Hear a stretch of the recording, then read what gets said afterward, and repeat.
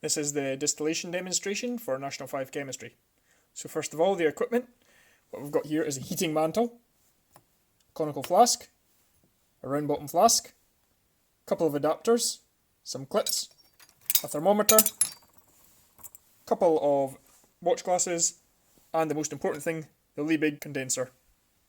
If you have not seen one of these condensers before, what it is a glass tube within another tube. So water can go in one end, come out the other end, but it does not interact with the tube, which you should hopefully be able to see down there. We can demonstrate this by putting a bit of blue dye. As you can see, it doesn't come out the hole at the bottom, it stays in here. And you can look through here and not see any liquid. The purpose of this, as the name implies, is to run cold water through this tube, the outer tube, so that anything travelling through the inner tube is condensed. This is a distillation demo, so this is what we're going to distill today. It is a mixture of methylated spirits and water.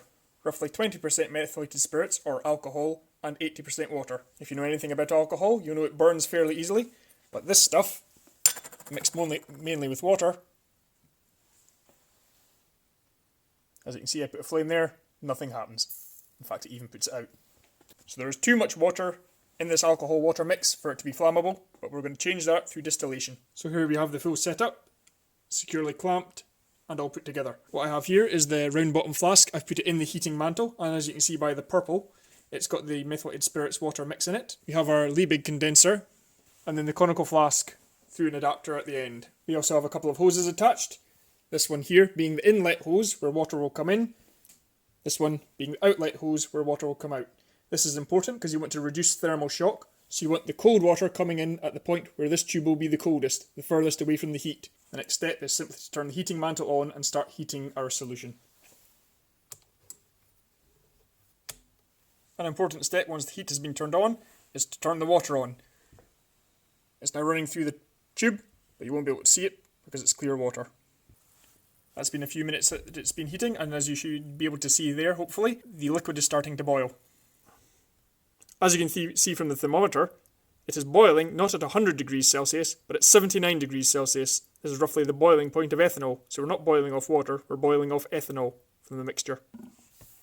This may be difficult to see in camera, but there is some vapour here you can see, and lower down the tube, you will hopefully be able to see the occasional drop of liquid. This is liquid ethanol, having been boiled by the heating mantle and then condensed in the condenser.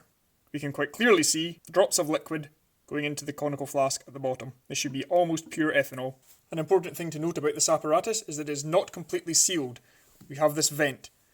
I'll let you figure out why it would be a bad idea to have hot gas in a completely sealed glass tube. You may also notice that our original solution of methylated spirits and water was purple in colour, whilst our distilled solution, mostly ethanol, is colourless. That's because the purple dye is not evaporated in the heating mantle and so remains in the round bottom flask. It does not travel through the condensing tube and into our conical flask. The thermometer, which was reading 79 degrees Celsius, is now reading over 90 degrees Celsius. This means we're getting close to using up most of ethanol and it will start to boil water. We don't want to boil any water because that will contaminate our end product, so I'll shut off the heat. I've now shut off the heat, but we don't want to dismantle everything yet. One, because it's hot, and two, as you can see, it's still boiling, so we would be releasing alcohol vapours into the room. That doesn't sound like a very good idea, considering I have to drive home.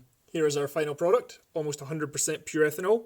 Despite being at 79 degrees just a few seconds ago, it is perfectly safe to touch, because the condenser has done the job of cooling it down for us. So we're going to do the same experiment we did at the very start of this, where we attempt to set fire to our new product, as opposed to the original one. I've turned the lights out, so hopefully get a better view this time. Hopefully you can see a nice blue flame.